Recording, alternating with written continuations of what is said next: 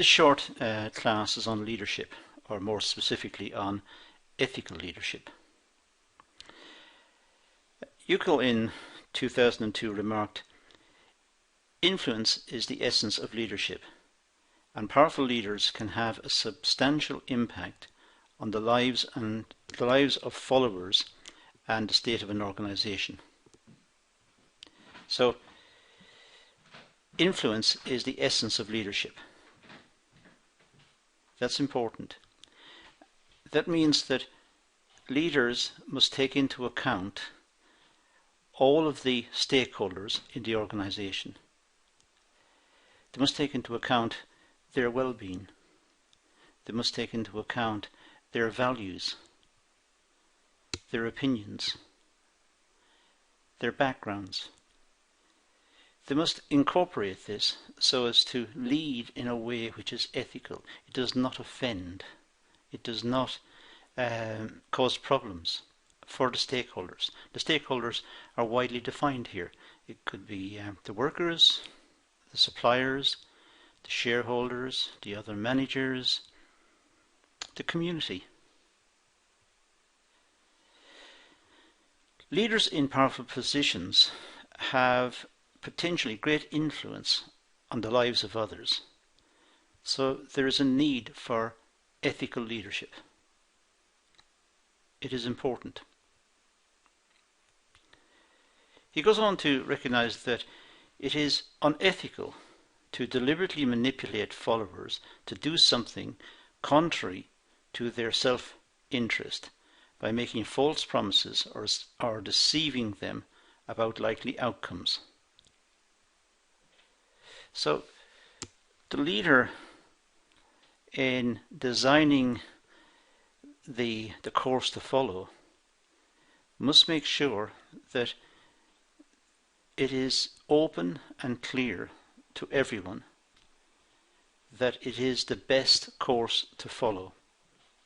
And it does not, as I said earlier, does not offend or cause problems, moral issues perhaps, amongst those following. The criteria considered by Yukel in 2002 for judging the ethics of individual leaders are their personal values, the stage of moral development, conscious intentions, freedom of choice, use of ethical and unethical behaviour, and types of influence. Now, you can stop the video at any time and make a note of these and try to fill out what's meant by them, but personal values are probably based on what happened at school, what was taught at school, what was taught in the home, what your friends are like. And personal values are a mixture of this blend of influences. To go contrary to that is to go contrary to yourself. The stage of moral development, well, societies change over time. And some societies have done very strange things in the past, ranging from waging wars over certain issues that perhaps may not have reflected a strong ethical code. Conscious intentions, going out to consciously get something irrespective of the cost, irrespective of who gets hurt. Freedom of choice. Sometimes people have a choice and they can refuse to go along with the leader. Sometimes they can't. It's their job. They need to earn a living.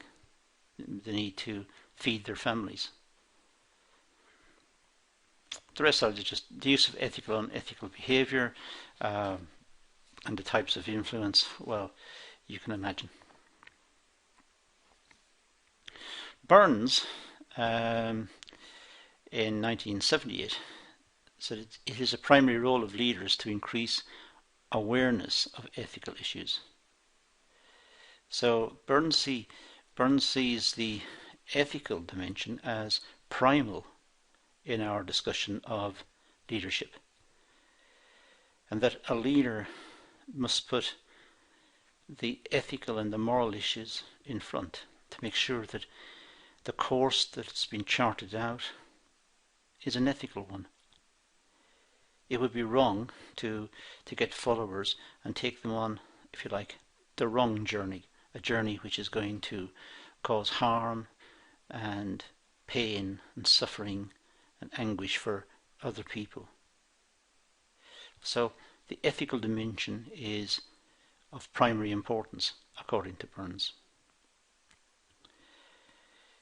Uckel in 2002 again considered Burns' description of a transforming leader and comments, these leaders seek to raise the consciousness of followers by appealing to ideals and moral values such as liberty, justice, equality, peace, and humanitarianism.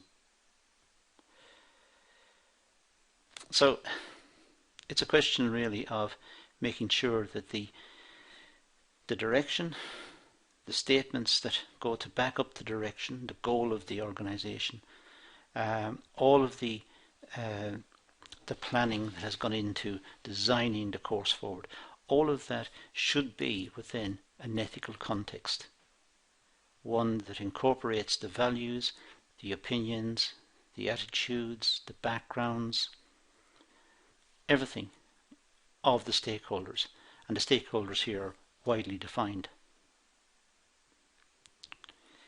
Uckel suggested that ethical leadership can achieve social reforms through the ethical use of influence to channel energy to achieve shared ideological objectives.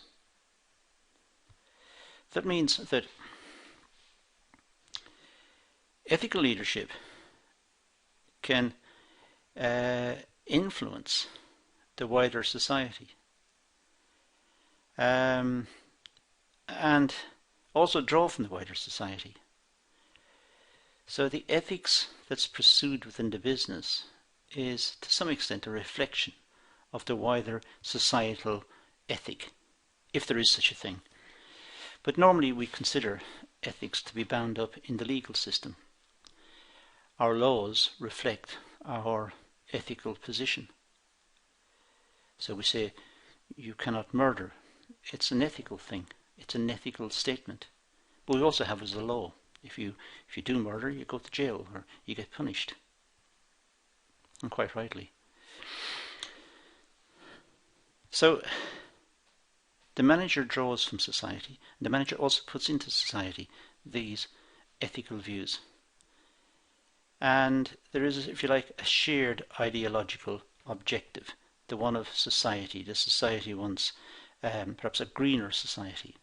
So the objective of the manager is to create a production system to look after the workers, but the production system itself is also green. So there is a linkage with the outside objective.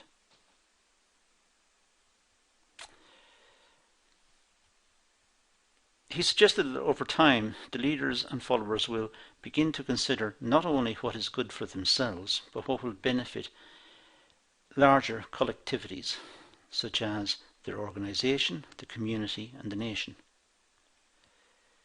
So, according to this view, leaders may start by looking at some specific issue, say within a production department or within a marketing department or whatever, looking at some specific issue, dealing with that, but over time they start to integrate the values of the wider society.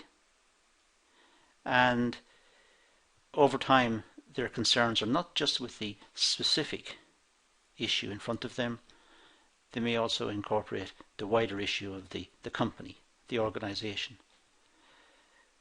Why stop there? Why not just take the local community? Because the company exists in the local community. Well, why stop there? Why not just take the nation? Because the community is rooted in the nation. So we get this outward movement of ethical principle. And that's why it's important for managers to have this, to have strong ethical views, that people can sign up to. That's a very brief chat about ethical leadership. It's important because leadership must be within that context. So it's just making you aware of the fact that leadership and the goals and objectives set by the leaders in charting their way forward must be within that framework. It must incorporate some sort of ethical foundation. There are a couple of references that were used in the course of this. And that concludes this video. So, thank you for watching.